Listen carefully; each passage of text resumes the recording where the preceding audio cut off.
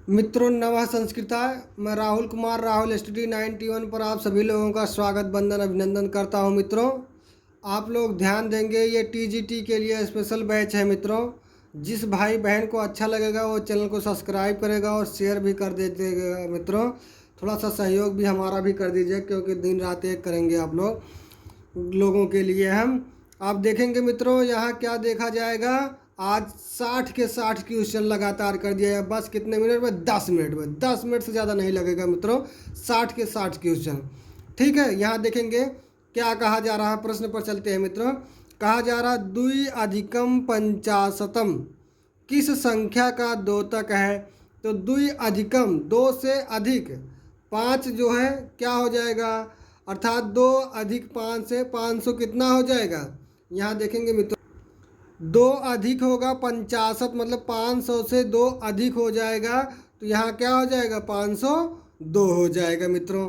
फिर उसके बाद देखेंगे माहेश्वर सूत्र किस वर्ग को दो मतलब का दो बार प्रयोग हुआ है।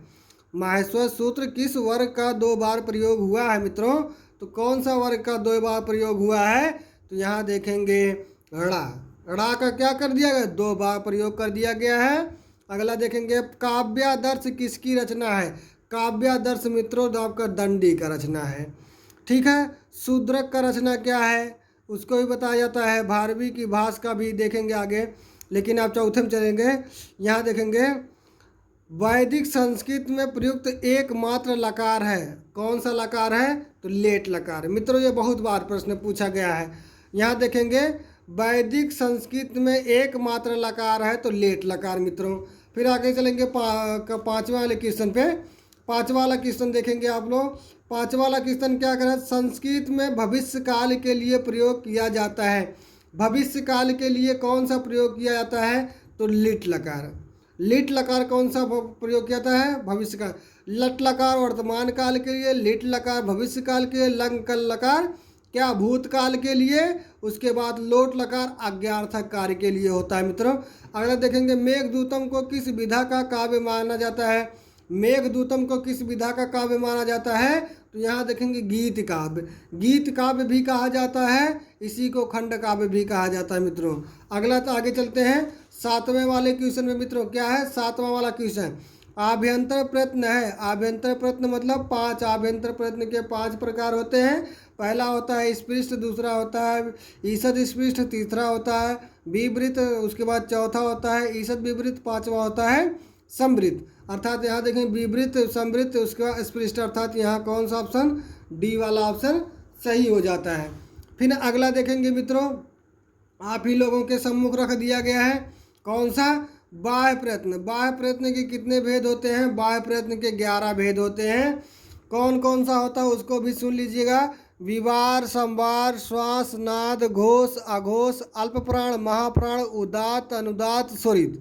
11 हो जाते हैं मित्रों। फिर यहाँ देखें आ के कितने भेद है? आ के 18 भेद है मित्रों, यहाँ ध्यान देंगे। और ए और आई का उच्चार स्थान है। ए और आई का उच्चार स्थान देखेंगे। ए दैतो कंठ तालु, अर्थात ए सी वाला ऑप्शन सही हो जाए। कंठ और तालु दोनों है, कंठ और तालु दोनों। यहाँ देखेंगे मित्रों ए दैतो कंठ तालु होता है, और ये ए और आई क्या हो जाते हैं? दोनों कंठ और तालु हो जाते हैं। ग्रामर देखेंगे वाह्य प्रयत्न है। वाह्य प्रयत्न मतलब देखेंगे अर्थात यहाँ सभी, अभी भी मैं बताया आपको 11 किसमें संधि अनिवार्य होती है? किसमें संधि अनिवार्य होती है?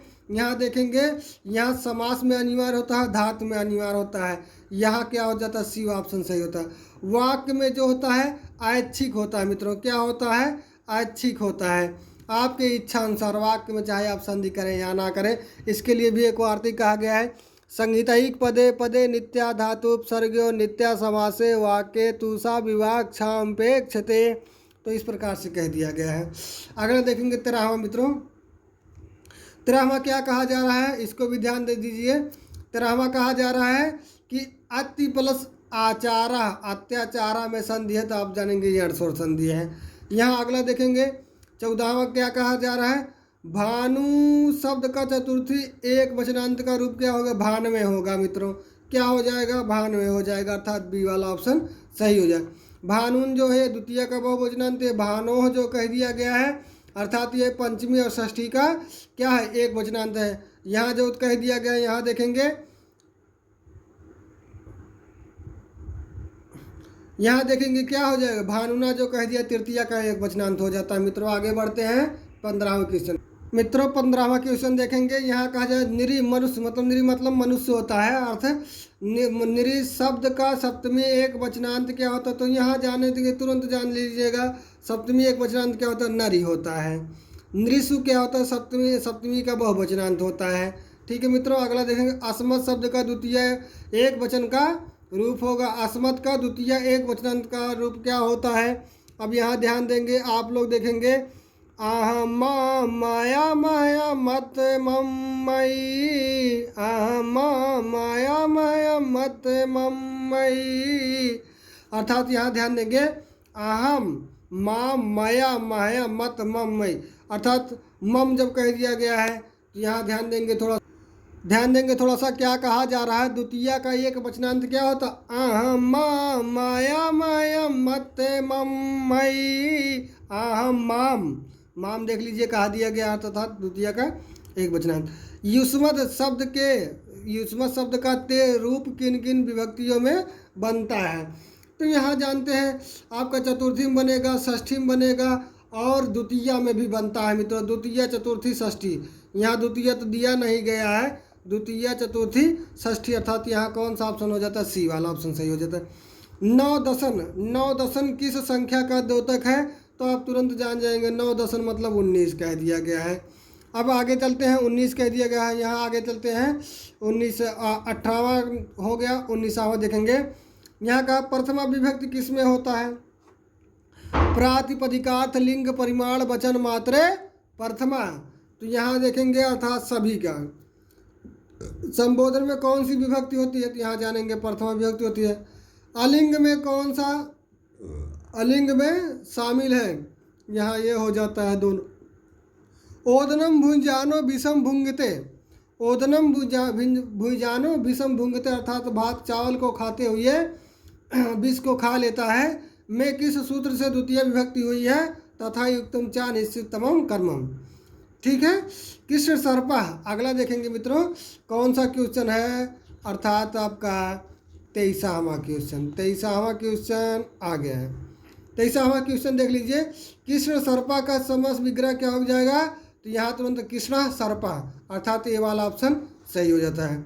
फिर देख लीजिए नख भिन्ना में कौन सा समास है, नख भिन्ना क्या होता है, नखई भिन्ना, अर्थात तृतीय तत्पुरुष समास हो जाता है। दृश्य धातु का लिट लका उत्तम पुरुष एक वचन के रूप में होगा, तो आप जानते हैं ददर्श होता है।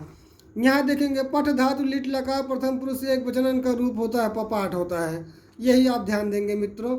अब यहाँ देखेंगे आपका क्या हो जाता है 27वां क्वेश्चन, कृत प्रत्यय कितने प्रकार के होते हैं, कृत प्रत्यय कितना प्रकार के होते हैं, 8 प्रकार के होते हैं मित्रों, और कुछ ध्यान देना नहीं है। यहाँ देख लीजिए अगला क्या कहा जाए, कृत प्रत्यय किस वाच्य में प्रयोग होता है, कृत प्रत्यय यहाँ ध्यान देंगे मित्रों 28 वाला आपका भाववाच्य में भी प्रयोग होता है और कर्मवाच्य में भी प्रयोग होता है। कृत प्रत्यय है, कृत प्रत्यय यहाँ देखेंगे तव्यत प्रत्यय कहा जा रहा है और तव्य प्रत्यय कहा दिया जा रहा है। फिर आगे हम दिखाते हैं आप लोगों को, यहाँ देख लीजिए अनीय प्रत्यय, अर्थात यहाँ कौन सा ऑप्शन सही है, तो सभी प्रत्यय। यहाँ पूजनीय में कौन सा प्रत्यय है, तो अनीय प्रत्यय है मित्रों। क्या कौन सा प्रत्यय, अनीय। 30 प्रश्न हो गए, अगला चलते हैं प्रैक्टिस सेट नंबर 7 पर।